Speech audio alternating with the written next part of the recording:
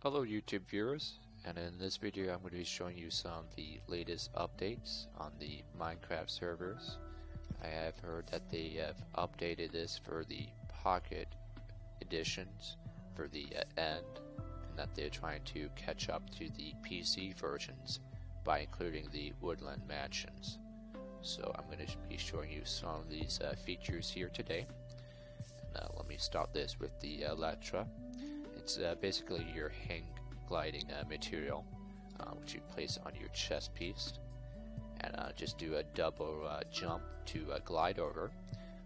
In the latest PC update, they have included the firework rockets. So let me show you guys how to use that guy here.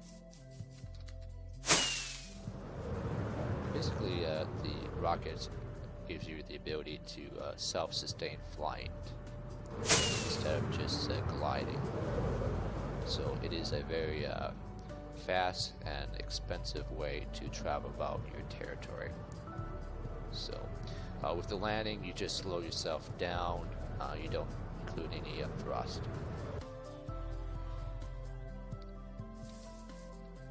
And then that's how you land. So let's go back to the village here. I'm going to talk about some of the woodland mansion updates. Now, they have included green villagers, which you can see right over there. Basically, they do nothing. They're just idle villagers. They don't trade or do anything for us. That has been a bit disastrous when it comes to the trade deals here. Other updates include using cartographers, like this guy here, who does not do any trades. I'll talk about him later on. And then they've also included cursed magic items into the villagers. So once you've found your cartographer that you want to trade up, you're going to bring them over to this pen here. Just use a boat or some pistons to slowly move him, and then you're going to trade items with him until he gives you the Ocean Explorer map, which is your ocean temple, and then the Woodland Explorer map is your Woodland Mansion. Now the Woodland Mansion tends to be very far. It could be like anywhere from 2,000 to 8,000 blocks away from your point of origin. So I'm going to show you some clips here of the woodland mansion that I tried to explore, but it ended up being very bugged.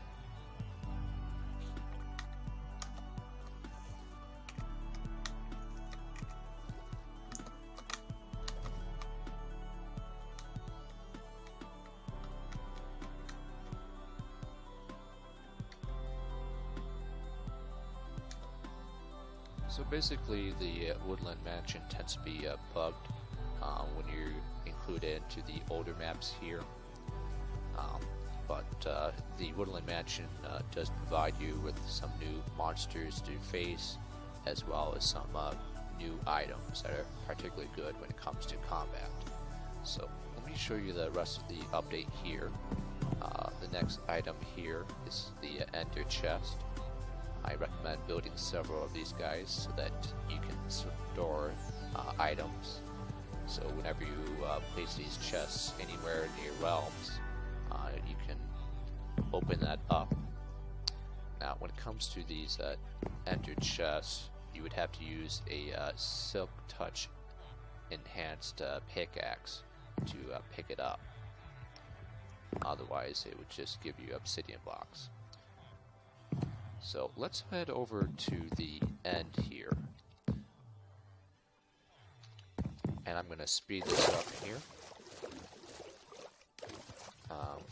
Right now on this map it does take me about 2 minutes to get over to the end colony that I have set up.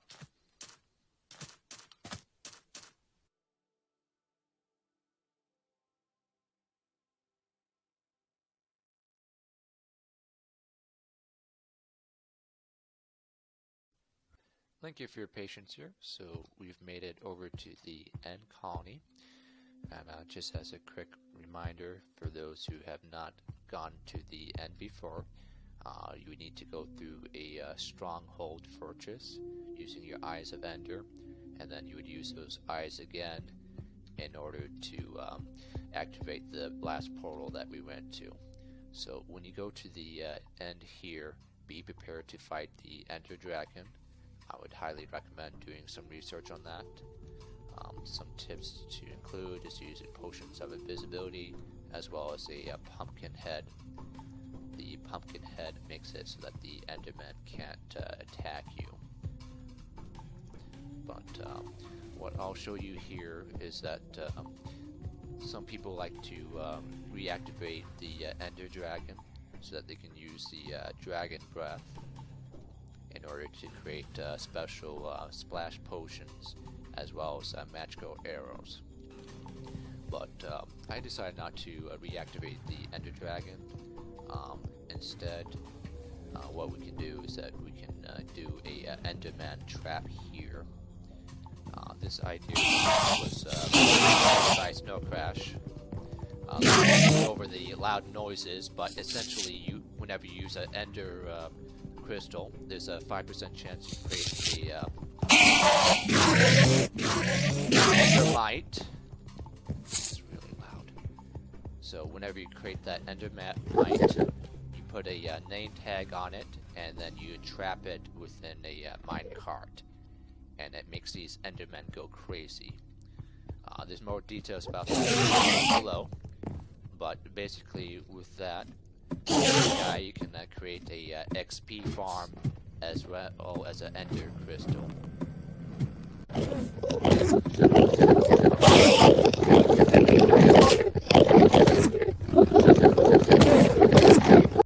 Let me decrease the volume of those Endermen here. And essentially, once you set up this trap, you could have it go further lower down and collect the Ender crystals. You can also just set it up a little bit higher and then create a whole bunch of experience. So let me show you that here. It actually does give you quite a bit of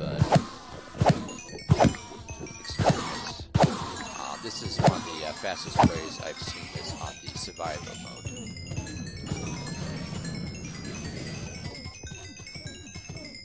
Okay, so yeah, head back up here.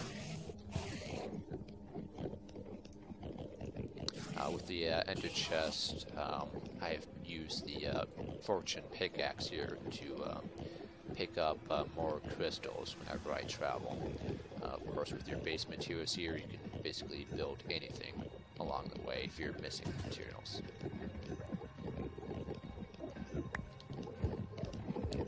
Okay.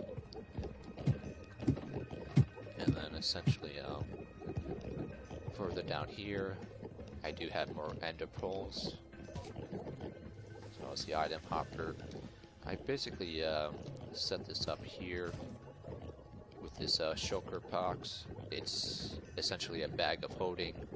If you don't know what that is, it's an extra inventory space where you can pick it up, similar to your Ender chest. But unlike that, you don't need these special enhancements. So let's go back up to the end colony. And then with all those Ender pearls, you can actually travel to the outer islands. So one of the advantages of setting up a colony here at the end is that it does allow for water and as well as lava. Over here I have a horse as well as some farm. And then I have a cobblestone generator right over here. Essentially what that is about 8 spaces away from this lava. You have your water flowing down here, and then I have it set up so that there's a top layer and then a bottom layer.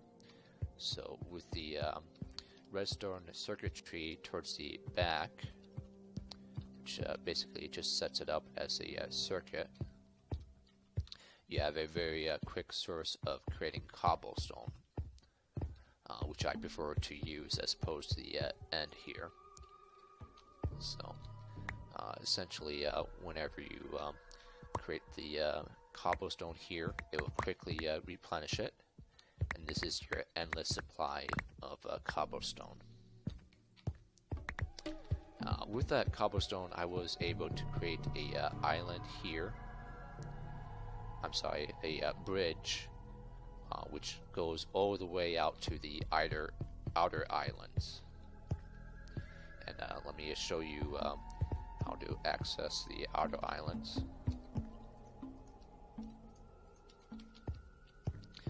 Once you defeat the Ender Dragon, you have this special portal, which will take you to the islands over there. So over here we have the second base, where essentially from that bridge I was able to transport the horses over here. On the outer islands, that's where you're going to find the Elytra, which I mentioned before, as well as the shulker boxes. So I'll show you some of the combat footage from another map. But essentially, this is how I quickly travel from one outer island to another via a horse. Okay, so changing the game mode here from creative into survival. It's a very good way to practice what we're going to see here. Put on the pumpkin head so that I don't have to worry about the Enderman staring right at me. So that's basically the end cities that you do see over on the outer islands, and then we're going to fight the shulker boxes as well. Oh, that's one of them right there. So we're going to shoot levitation bolts at us. You don't want to get hit by that thing. And then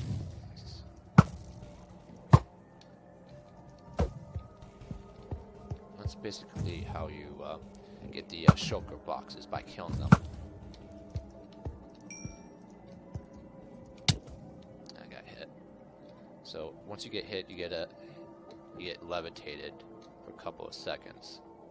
So we use an end pole here, and that's the shulker shell that you get by killing them. You need at least 2 of them to create one of those boxes I've showed you before. Let's head up here.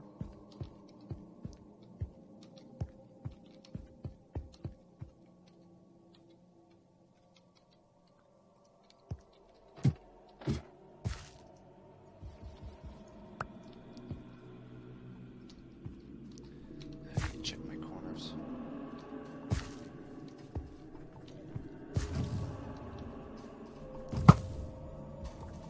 Right there. I can barely see him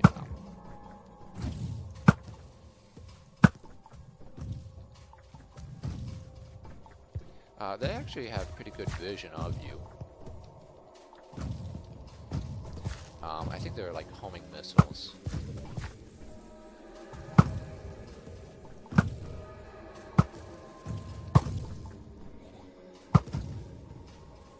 Right there. Got him. I think there's another one nearby. Okay. So let's go over to the second item. And that's the end ship.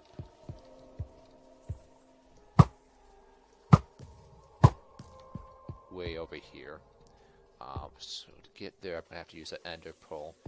Essentially, with these items, you don't have to worry about hitting the bottom. If they go all the way out there, they have to hit a land structure. So let me land this here.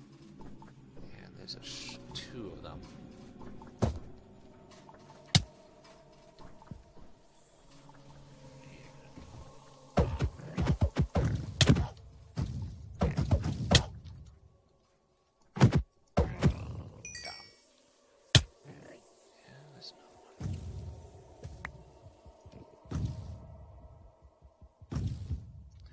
Alright, let's go inside the ship.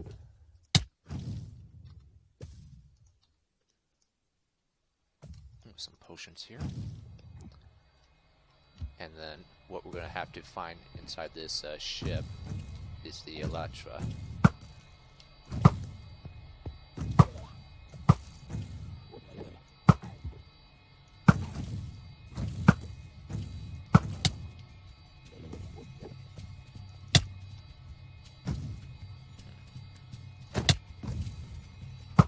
No, I got him. Okay. So you actually do get some pretty good loot here. But that's how you get the Elytra, from that picture frame. And then what else we got here? Some gold, magic items. That's interesting for a shovel. And then, like I mentioned before, there's some curse items. So I actually don't want that guy. Actually, okay, so that's pretty much it for the video here. Up on the deck, there are some more of these creatures. And then there's the dragon head at the very bow. But yeah, that's pretty much it. And thank you for watching, guys.